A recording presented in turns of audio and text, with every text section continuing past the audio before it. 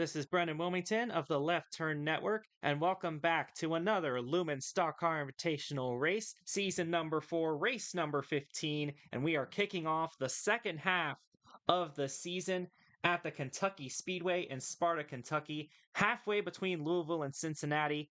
And last year, this race set the lead change record at 27. I highly doubt that this race is going to beat that, but still, we're in for an interesting one here today. Again, to kick off the second half of the season, last week was the All-Star race. Jacob Lopez won that race at Bristol. And now we've gone to the other side of the Appalachians here at the Kentucky Speedway. Joined alongside me for the first time this season is Thomas Troxel. And Troxel, this is pretty much your home track. It's just an hour outside of your hometown of Cincinnati. So what's your experience with this racetrack? What are we expecting here today? Well, what we're expecting, especially with the new layout that was created back in 2016, is that it's gonna mostly be a dominant line bottom track. We might get some 2 wide, 3 wide passing on these restarts. These cars are notorious for their exciting restarts, especially with the downforce and horsepower package. But we're gonna be expecting probably some really good racing at the beginning of any restart, and then a little bit after, the field's gonna get a little more spread out, and then especially with the pit cycles, we're probably going to see a lot of cycling of the lead, and we're just going to be in for some very exciting racing here at Kentucky. And we have two pit sequences in this race. One of them will be around lap 26, 27, and then we'll have another one at around lap 55. But something interesting that happened in qualifying, none of the top 10 in points are actually starting in the top 10 in this race. So a lot of our championship contenders are starting out towards the middle or back of the field. And Troxel, if you're one of those championship contenders, what's your strategy to try and get through the field and get yourself into a good position? Because you could be gaining quite a few points if the other ones around you struggle. Well, if I was a driver like Corbin Taps or Zach Thierman, I would try to get up front as quick as I possibly can. You know how hectic these restarts can get, and then once the tires wear, and it's going to be a lot harder to pass any of these cars, especially with how low aggression all these drivers are going to be trying to stay up in their spots, especially since we have a lot of cars that are outside the top 10 in points starting inside the top 10. So I would try to get to the front as fast as I can. Probably, hopefully, not try to burn up my tires, but depending on how aggressive you're going to be, you're probably going to burn up your tires and then try to get ahead on the pit stop. So I would say short pitting's probably the best option you can have here today. But you're just going to have to be aggressive really early on. And then once you get up to where a spot to where you're going to be safely gaining a lot of points, I'd try to take it a little easier, save your tires for the later run.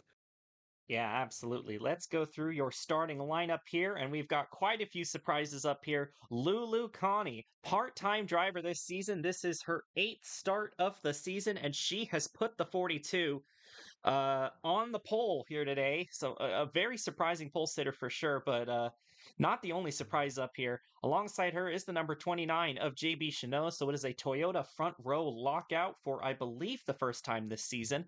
Row number 2 is the 57 of Shauna Everett, sporting the Quaker State colors, and the 41 car of Karina Willis Calloway, Lulu's teammate. So great qualifying runs for the Connie Twins Motorsports cars.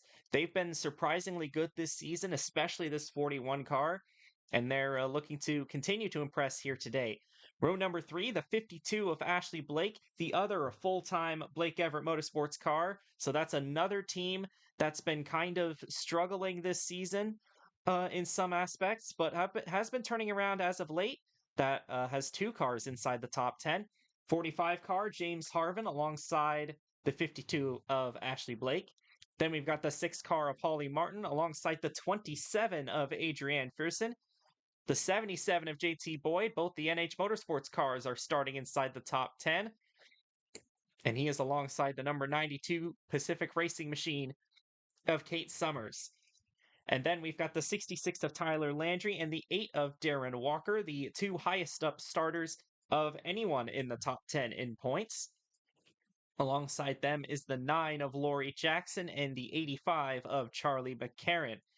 Then it's your all-star race winner, Jacob Lopez, alongside the 39 of Lakin Herndon, the 79 of Kobe Hollenbeck alongside the 1 car of Kevin DuPont, your defending champion.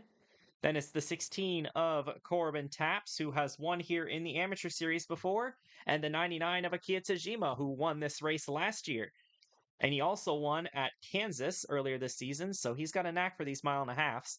Jake Sidney, the rookie sensation, the former Seven Hills Autosport driver in the Amateur Series. So I'm sure Troxel, who owns Seven Hills Autosports, really going to be rooting for him in this race. He starts 20th here today, alongside the 20 of Martin Swain, who is making a part-time appearance here at this racetrack. We'll see him in a few more races this year as well. Actually, I believe this is row 11, so Sydney starting 22nd. Nathan Buchanan in the 2 car, alongside the 40 of Adrian Wheeler, starting in row 12. Row 13, there's Tim Berry, your points leader by 79 points, but he's starting all the way back in 26th here today, alongside the 88 car of Billy Smith. Then it's the 81 car of Jack Gino, alongside the 55 of Michael Harvin. The 13 of Damon Kirby, starting alongside the 62 of Vinny Schulz. The 3 of George Bryan, and the 18 of Zach Dearman, who won the last points-paying race we had 2 weeks ago at the Pocono Raceway. We've got the 58 of Joanna Clark and the 70 of Andrew Kreider. And rounding out the field today is the number 24 of Cooper Spur. We had 3 D&Qs.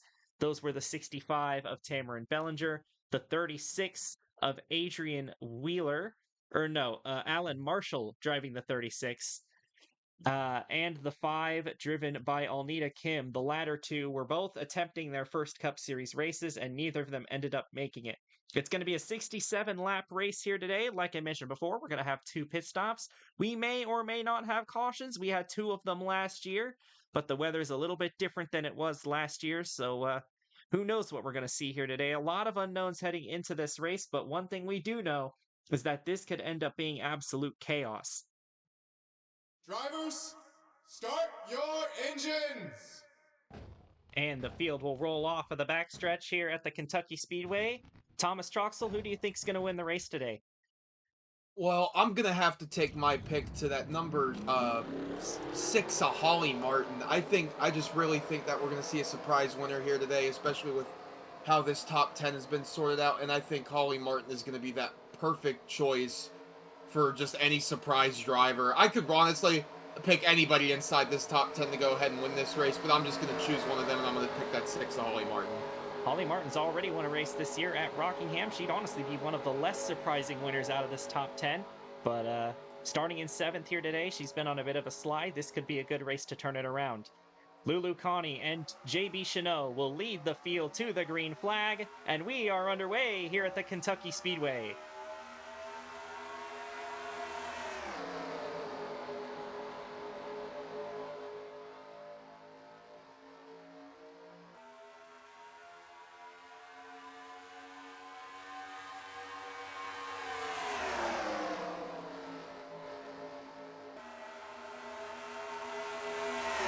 They're looking going 4 wide there in the just off the floor. The NH Motorsports teammates made contact. Lulu Connie will lead the first lap. And this track is very wide, so you can push 4 wide in some situations, but it is very risky, as you could be risking a crash. The top 2 have kind of pulled away here. Kate Summers, Holly Martin battling for 3rd, and they're absolutely sending it into turn 3. Martin's way up the racetrack. And there is no grip up there, and the 6 is going to fall way back. The 27 and the 9 made contact. The 9's down on the apron, and she's going to lose a bunch of spots after that. But the 57 of Shauna Everett passed the 42, but the 42 is looking back underneath the 57 as they battle for the lead. Kate Summers lurking in 3rd, Darren Walker up to 4th, and JB Chanot rounds out the top 5. Yeah, you can see there, they are racing real hectic. You said it was going to be chaotic, and it has been very chaotic here to start this race. As you can see, the 16 there, Corbin Taps, already making a lot of huge moves here at the beginning of this race. He came into this race 3rd in points, I think around 80 or so points back away from Tim Berry. Berry hasn't been making too many spots up here at the beginning of this race, but right now, Tabs is looking good as you see Lulukani slide right to the inside of the 57 of Everett, looking to take that lead back as Summers is approaching these two.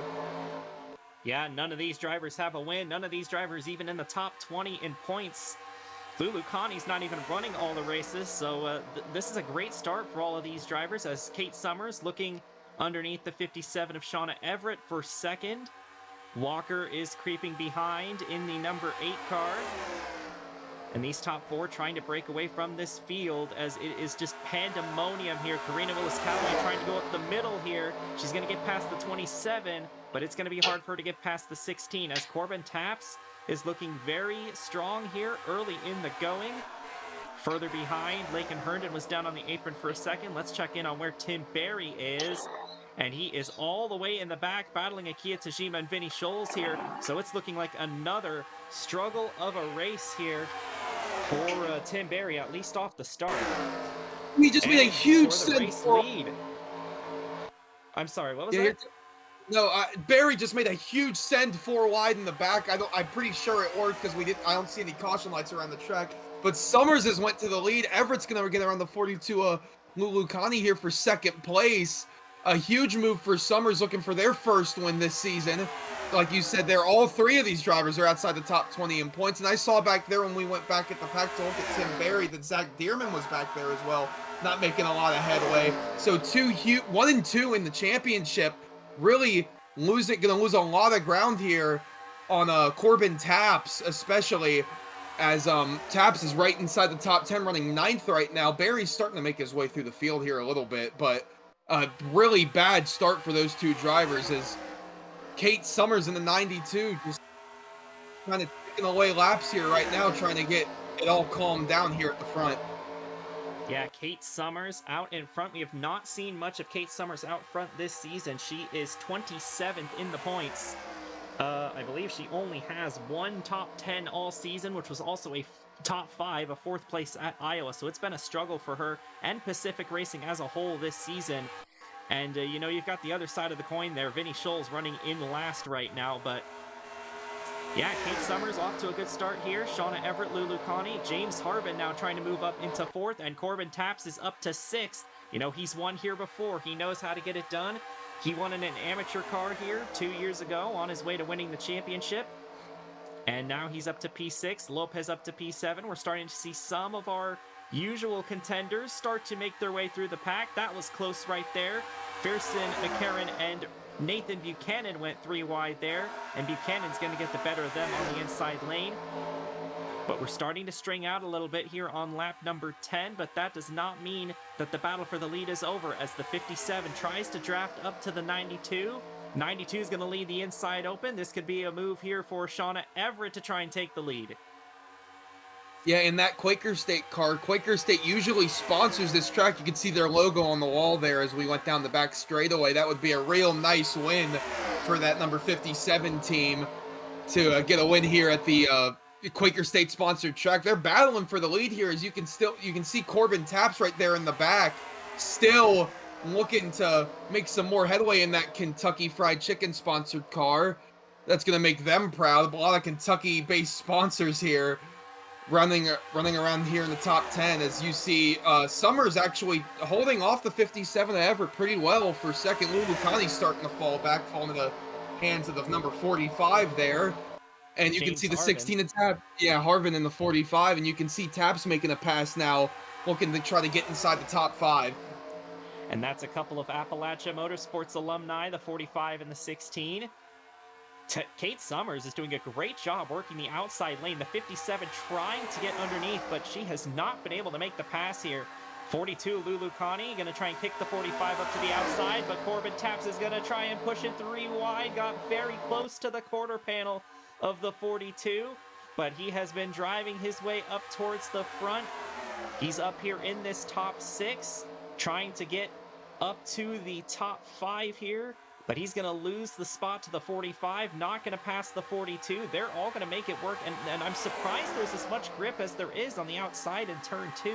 I don't quite remember that being the case here last year, but maybe the cooler temperatures and the cloudier weather is making that outside a little more viable than it was last year.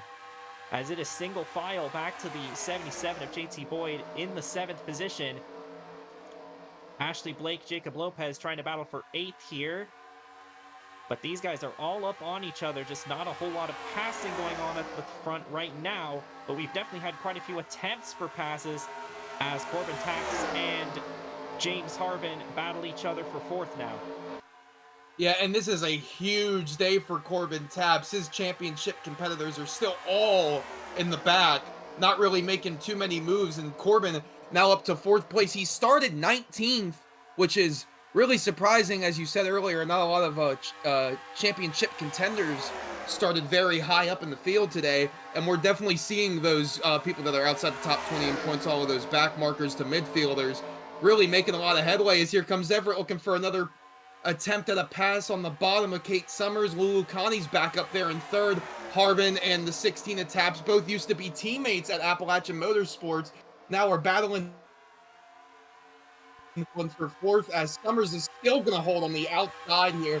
It looks like that middle, that outside groove just has a lot more grip than the inside right now at this point in the race. Oh, but Summers slipped up a little bit on the exit. This is going to give Everett a chance on the inside. Taps is now up to 3rd, and he might have something to say for these front two. Everett's going to take the lead away from Kate Summers, but how long will she have the lead for? And again, she's able to roll that outside off of turn 2. That's something Taps is unable to do on the inside lane. Is Lulu Connie going to try and force it 3 wide? She is, down to the inside in the 42 car. That's what the 57 wants to see. That's going to mess up Corbin Taps' charge towards the front, and that's going to put Lulu up into 2nd. Bit of a checkup on the inside there as JT Boyd's going to try to use the apron to pass the 45, but it's not going to work out. Good run for JT Boyd here.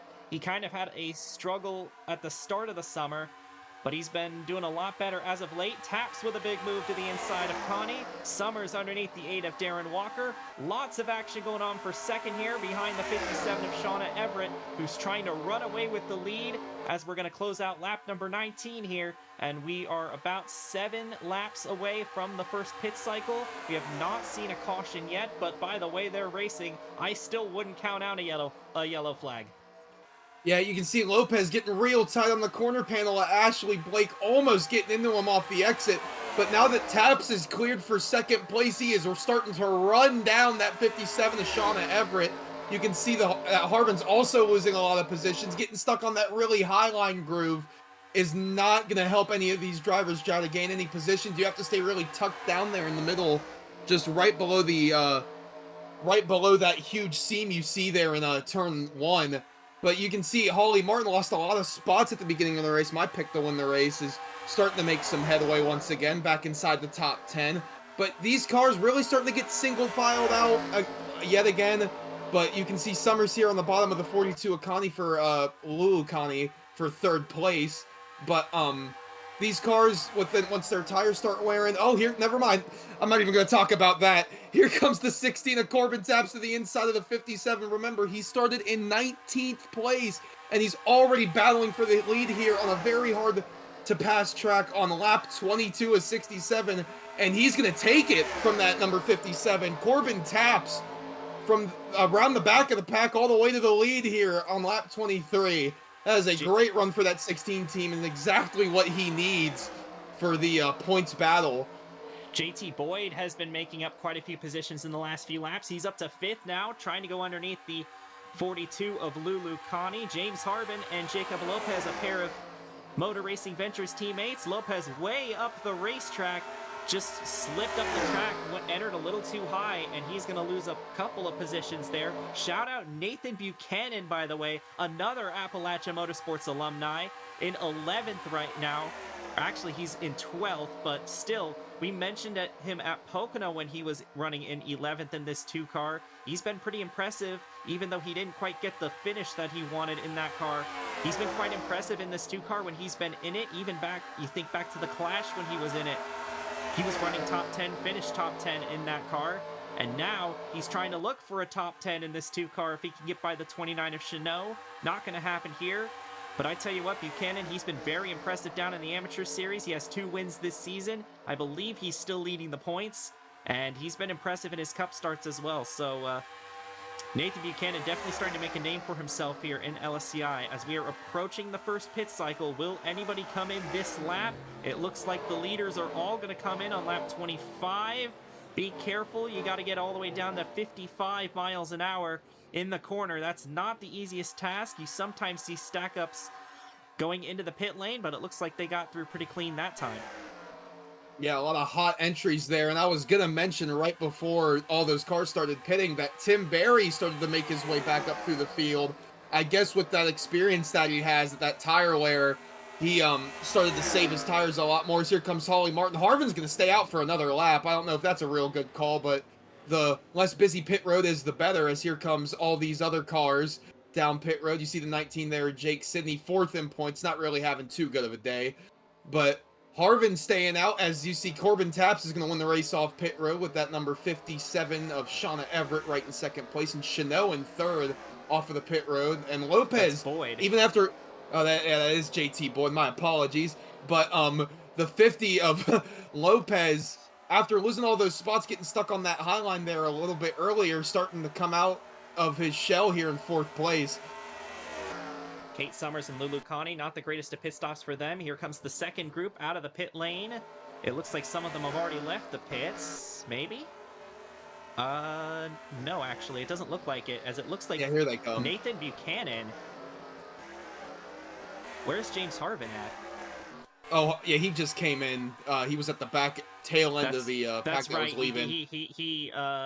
He stayed out for one extra lap, but Nathan Buchanan is actually leading the second group out, which that's a huge move there for the 2 car. And Tim Berry, like you mentioned, he's been making his way up through the field. He is up here now. So he's probably going to cycle out into the top 10. We're going to see where they all cycle out. There's Harvin leaving the pits now. It looks like Taps will still be your race leader, followed by Everett and Boyd. Nathan Buchanan is going to cycle out inside the top 5. How about this for the Martin Swain race team driver? He might get past James Harvin on the outside here for 4th. And you see Lopez and Berry up here as well. Jack Gino has also done a good job through that pit cycle to make up quite a few positions.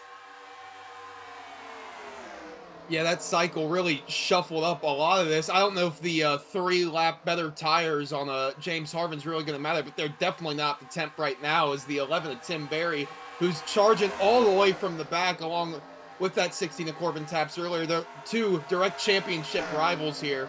Berry really needs a good day here today to get his season back on track. Even though he's the points leader, he has been hemorrhaging points as of late. But with this run, it's going to be really good for his points day. As you see the 50 of Lopez holding off the 2 of Nathan Buchanan. Buchanan having a really great day in that Martin Swain Racing number 2 car. It has just been incredible to see these drivers out here. With the pit cycles, no wrecks yet, which is the most surprising thing, is right back, almost as I say that, he nearly takes out the 50 of Lopez. But Buchanan looking really strong here so far in that number 2 for the part-time entry for Martin Swain. As you said, he had 2 wins in the amateur series, and he's making big headway. As here comes the 57 of Shauna Everett to the inside of Corbin Taps in the 16. Looking to take the lead away from that 16. That is not what Taps wants to see here. Basically his team, or his old team's home race at Kentucky. Yeah, Shauna Everett now in front right now, trying to get the first ever points-paying win for Blake Everett Motorsports. This would be a huge win for them. They've got that bell just outside their race shop in North Carolina. It has been very silent ever since they've opened up their race shop last season. But this might be an opportunity for them to finally ring it. But we are only halfway through the race. These top 3 have pulled away. Back to 4th here with Jacob Lopez and Nathan Buchanan. Buchanan, this is the fastest we've seen this 2 car all season. They started running all of the... Ooh, that was a close moment there. They started running all the races after their good run at Daytona. They've had a rotation of different drivers, mostly amateur series drivers in that 2 car. And Buchanan has put it where none of the others have, up in the top 5.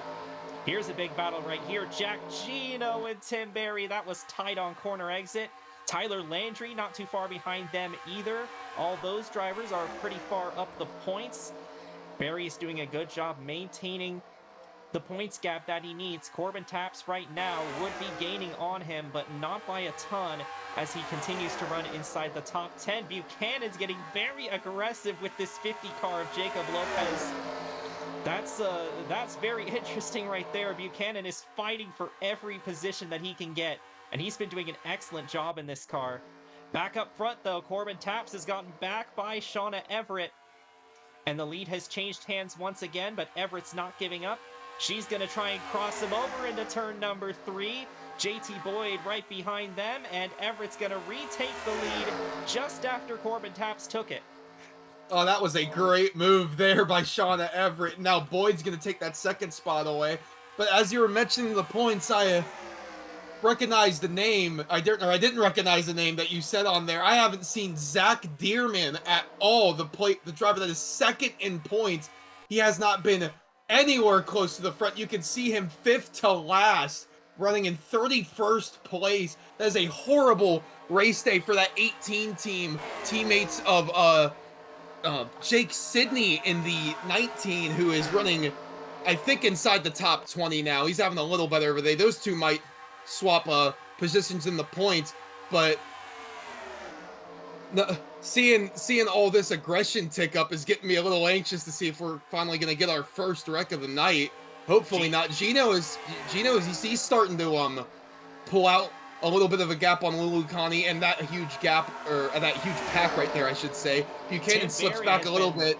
Tim Berry's been swallowed up by the pack. He's up in the middle. Landry's gotten by him. Harvin's gotten by him. Kate Summers and Michael Harvin, both of the Harvins trying to get by him here. This is a good run for Motor Racing Ventures as well. They've got 3 cars up inside the top dozen.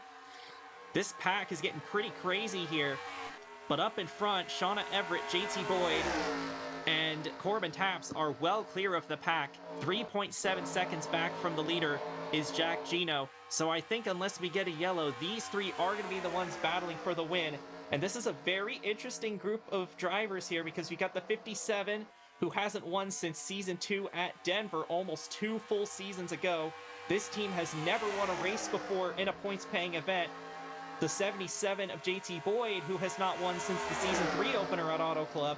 And then Corbin Taps, who's got 1 win this year at Hillside, looking to gain quite a few points on Tim Berry here. Very interesting group of drivers here. I mean, these front 2 would be pretty surprising winners at this point in the season, because NH Motorsports has fallen off a little bit, or at least JT Boyd has, from where they were last season.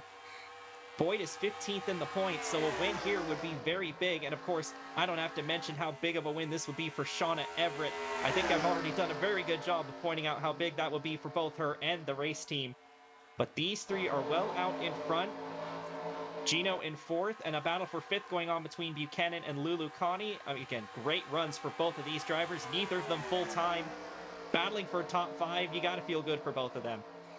Yeah, those are great runs for both of those teams, kind of given a great first interview or a great first showing, just saying, hey, I'm out here, I'm running top 10 in these, I wouldn't say very good cars, but solid cars nonetheless, and they could hopefully get a full-time ride next season, as Buchanan finally got by that 42, and now we got a battle for the lead, the 57 and the 77, both battling really hard here. Taps just hanging out in 3rd. He's just saying, hey guys, I don't really want to battle right now. I just like where I am in this position right now, sitting in 3rd place, looking to gain a ton of points on Dearman and Tim Berry. But it's kind of calming down a little bit. The tire wear's starting to kick back in. A lot of these guys going single file again. Harvin on the 3-lap, younger tires than the rest of the field, is starting to climb his way through the field. He's got his family member, I don't know if it's brother or his brother, Michael Harvin. Yeah, Michael Harvin right behind him. Barry's starting to slip back a little bit. He's back in 11th place right now, but that's still a really good run considering where he qualified. Where did he come from? Yeah, that's a really good run for that 13 car. That is a great run. Yeah, I have no idea where he came from. He's all the way back. He's been one of the worst full-time drivers this season. Nothing has gone right for this 13 car, but he's running in 12th right now. That's a good shout there for the 13. James Harvin looking like he might take it 3 wide on the 66 of Landry, and the 2 of Buchanan wasn't able to stick the nose underneath. But these guys are absolutely going at it still. Jack Gino is still losing time to the leaders, probably because he just doesn't have the help behind him. And these three have been doing a very good job of just kind of keeping their own pace here. There's been a few swaps between these guys, but in general, they've done a good job of pacing themselves and making sure that they don't overdrive their cars. And you know, all three of these drivers have at least a couple years of experience behind them, or whether it's in amateurs or in cups. So you know, I would expect these drivers to be pretty good at this, but JT Boyd closed in quite a bit in 1 and 2. We might have a pass for the lead here soon. Checking back on this pack, the 2 lost a few positions. The 11 of Tim Berry trying to fight his way back into the top 10, battling the 8 of Darren Walker. Charlie McCarron also sitting just outside the top 10. That's pretty much where she's been all race long. So solid run for the 85 as well. And up front, JT Boyd has had enough. Right into the back of the 57. But again, the 57's able to roll the outside very well.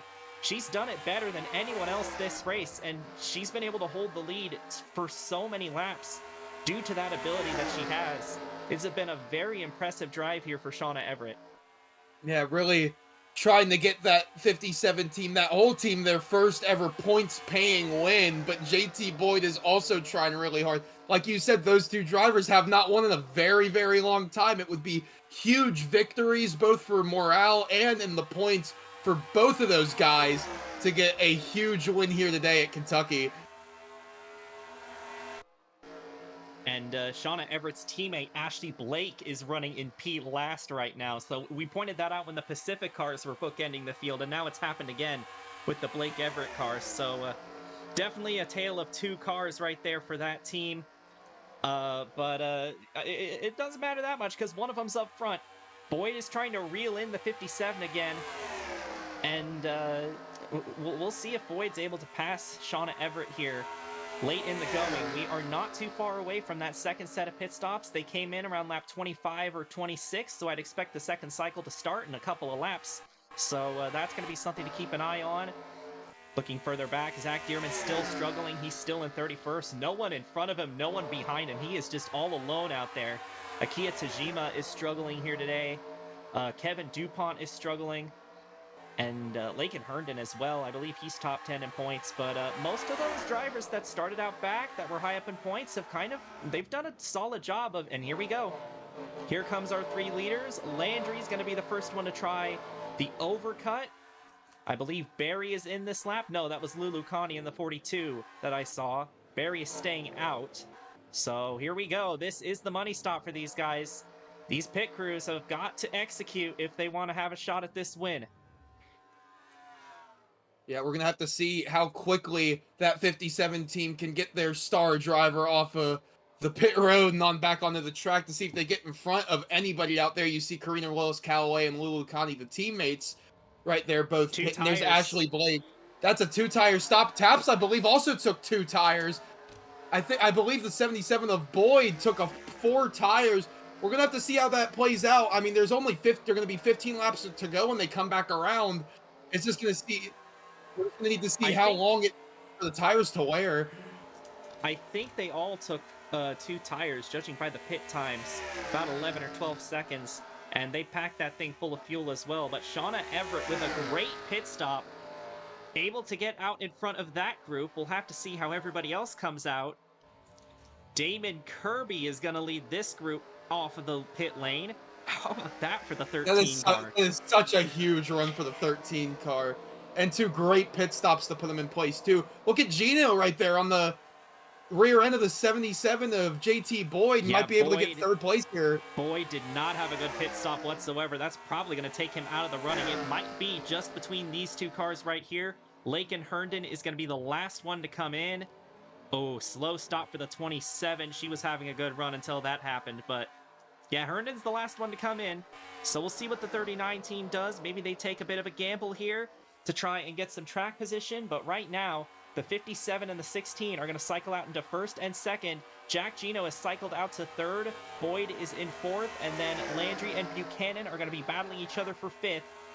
I think Gino is too far back to close in on these 2, but I mean, It's not impossible. It's not impossible to happen. He's not terribly far behind, but I just don't think he's got enough time to do anything.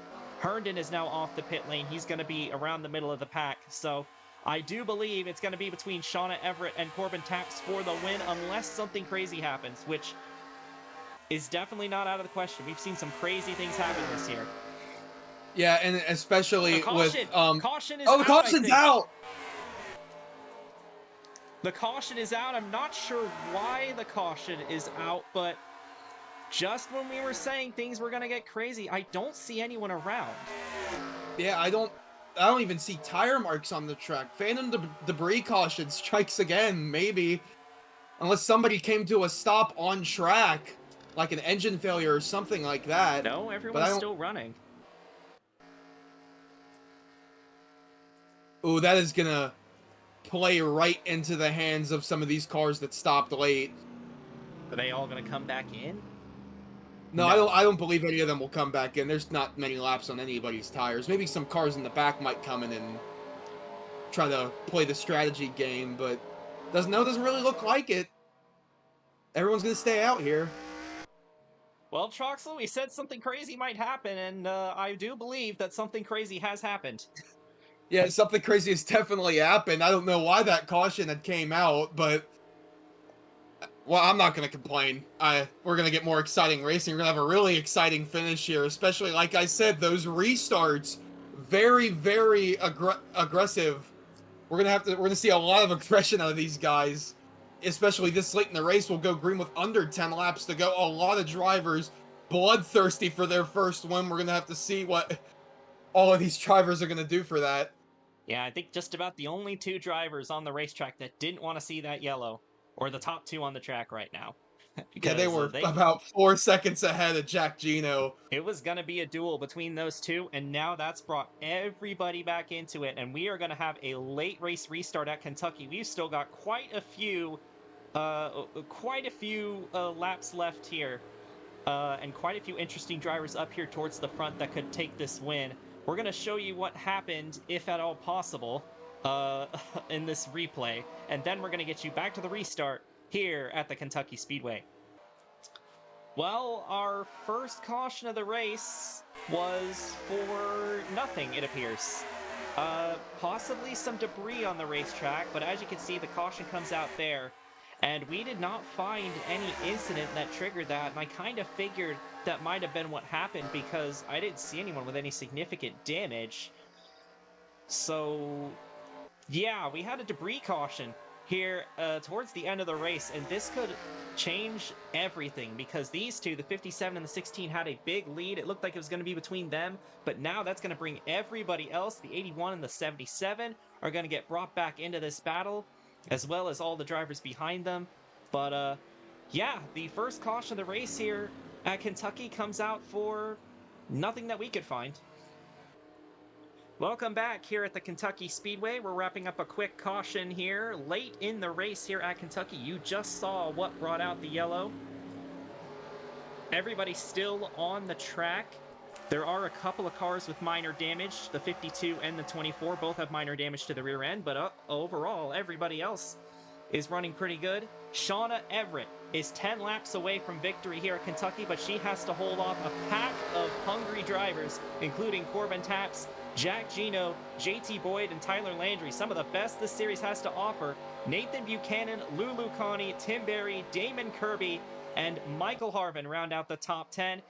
It's going to be 10 laps to go as they cross the finish line here. And we are back racing here at the Kentucky Speedway. And Corbin Taps is wasting no time getting underneath the 57 of Everett. Can Everett make the outside roll like she's done so well? She is not able to. And Corbin Taps is going to smoke the 57 on the restart. But here comes Jack Gino, who's going to try and take the lead away from Corbin Taps. And they are all over each other here on this restart. Gino to the lead, but for how long? Because here comes Boyd on the inside. And then here comes Landry also looking to the inside. Here comes Tim Berry as well in the 11, and Damon Kirby on the freshest tires. Or I would say the freshest tires inside the top 10. But still, those guys are trying to charge to the front. But Gino and JT Boyd have now shot away to the lead here. 1-2, and they're making a little contact right there, the 66 and the 57. Oh, that is so terrible for Shauna Everett. So close to a win, and she's probably not even going to get a top 10. Here comes Boyd to the inside of Gino for second. Barry looking on Landry for third. And Corbin taps as well. The first two cars that looked like it was going to be between them, they are falling all the way through the field. So that caution was terrible for them. But out in front, Gino and Boyd are the two big benefits from this. Damon Kirby's battling for a podium spot. Oh, Here he comes to the inside of Tim Berry. JT Boyd and Jack Gino are still side by side, but it looks like Boyd might pull ahead here in turn number 1. We've got 7 laps to go, but Gino's going to try and roll the outside. Boyd checks up. Here comes Landry to the back bumper. They're still side by side for the lead. He's going to try to make it 3. He is. It's going to nearly be 4. Tyler Landry from third to first. Things are getting wacky up here at the front. Here comes Kirby up into third. And they're Darren Walker's also up here. Be careful. They almost squeezed Tim Berry there. Yeah, it looks like Landry and the 77 and JT Boyd have kind of steered clear for just a moment of all this chaos that's going on right now. Look at the 79 making it 3. Hollenbeck's making it 3 wide. Everett's trying to make a charge back up to the field. But right now, Landry and Boyd have kind of separated themselves away from all the chaos with a crazy 3 wide move on the bottom to take the lead. That was an incredible move, and he has the lead right now. Landry, Boyd, Kirby, Gino, and Berry are your top 5 right now as we approach 4 laps to go. Can the 66 of Tyler Landry try to hold on and get his 3rd win of the year? The 77 trying to run him down and get his 1st win of the year. Side by side for 3rd between Kirby and Gino. Berry and Walker behind them. Any one of these guys can still win it. Only 4 laps to go.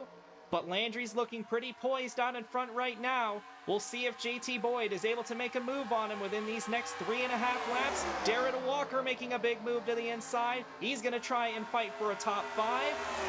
But here we go. We are running out of laps here. And Tyler Barry's Landry coming. Currently has the lead. Barry's up to 4th. Going to try and pass for 3rd. 3 laps to go here at Kentucky. Yeah, they might have made a big adjustment on an 11, but he's not going to be able to get by the 13 of Damon Kirby right now. He's going to have a run on the 77. This is exactly what Tyler Landry wants to see, is those 2 battles so he can pull farther and farther away as he has been holding very strong on the lead. Here comes Walker to the inside. Gino almost made one of the worst mistakes in going 4 wide. Oh my goodness. They're going to stay 3 wide. Barry's going to oh no, here comes Walker back on the inside. Kirby's going to be the beneficiary of all of this. He's going to continue to hold 3rd place very strong. But right now, Tyler Landry on lap 66, the same number as his car number, is going to take the lead as they come to the white flag. 1 lap to go here at Kentucky. Does JT Boyd have one more move in him? He is starting to lose time to the 66. I think if he wants a chance, he's going to have to send it in 3 and 4. They're fighting for 3rd behind. But it looks like Landry is on his way to his 3rd win of the season in the number 66. Coming through turns 3 and 4. Boyd is not going to have enough time to get him. And Tyler Landry is going to survive the chaos, and he is going to get the win at the Kentucky Speedway.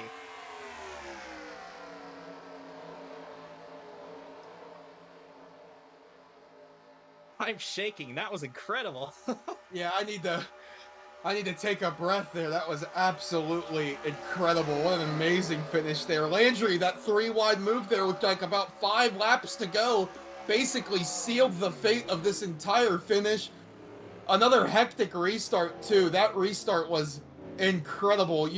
Kentucky, very well known for having incredible restarts, especially late race ones, and Landry, the big beneficiary of all the moves. Oh, a little contact there, probably a nudge of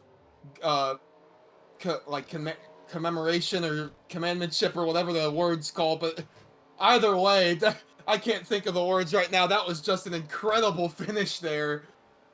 That was one of the best finishes I've seen here at Kentucky. We've had quite a few good finishes here this season, and that was just another one to add on to the pile. Tyler Landry, that 3-wide move, that was an absolutely incredible maneuver by the 66, and it got him the win, and he is leading the series now in wins this season. He's tied the record for most wins in a season with 3, and he could definitely win more races. There's still plenty of time for him to do that. That's a big win for him. JT Boyd, even though he didn't win, that second place is going to be that's still a great run for him. How about Damon Kirby finishing third? That is a career day for him. Big shout out to him. You got to feel good for him after all the stuff he's been through this season. That has got to feel fantastic for that 13 team. Darren Walker with another sneaky top 5. Tim Berry, he had a rough couple of weeks, but he is back and he is up. He's finishing in the top 5. He's probably going to extend his points lead again. Jack Gino with a good run in 6th. He had a shot at the win there at the end, but he just faded. Nathan Buchanan, Shauna Everett, Lulu Connie. Great runs for all of them, although you've got to feel bad for Shauna Everett because it looked like that win might have been hers if that late yellow didn't come out. It was going to be between her and Taps, and Corbin Taps fell all the way down to 14th as well, so neither of those drivers liked the outcome of that restart. Kobe Hollenbeck didn't really run in the top 10 all race, just managed to sneak in a top 10 as well. So a lot of surprising drivers up here in the top 10, as we kind of expected from that qualifying result. I mean, Lulu Connie started on pole, kept that car in the top 10 the whole race, ended up getting a 9th place finish. That's great for her. And all 35 cars finished the race, so we, as far as we know, didn't have any major incidents. Still not sure what caused the caution to set up that. Of course, we do all the replays at the end, so you guys have already seen it. But yeah, that was an incredible race there. And Troxel, do you have anything else to say about the race? And maybe you can give us a preview for next week's race at the 2.28 mile Denver Motorsports Park. Well, I don't think I really could say any more than wow. That was just incredible. Incredible restarts, incredible racing, incredible strategy. Kentucky delivers yet again another amazing finish. If only it would do that anywhere else, but just with how incredible that race was, I can only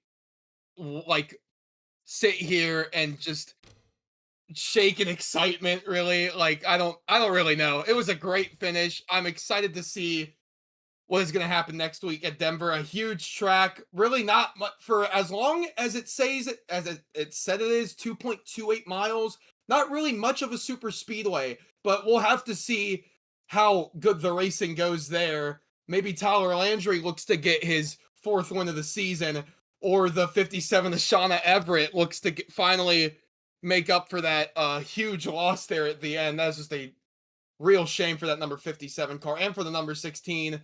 None of the guys that are in the top 5 in points going to gain anything on Tim Berry after that amazing drive there at the back half of that race. Yeah, absolutely. And just Tyler Landry finished 2nd at Denver to Damon Kirby last year, and Shauna Everett, her one LCI win also came at Denver, so that's a good track for both of them. So good shouts for them.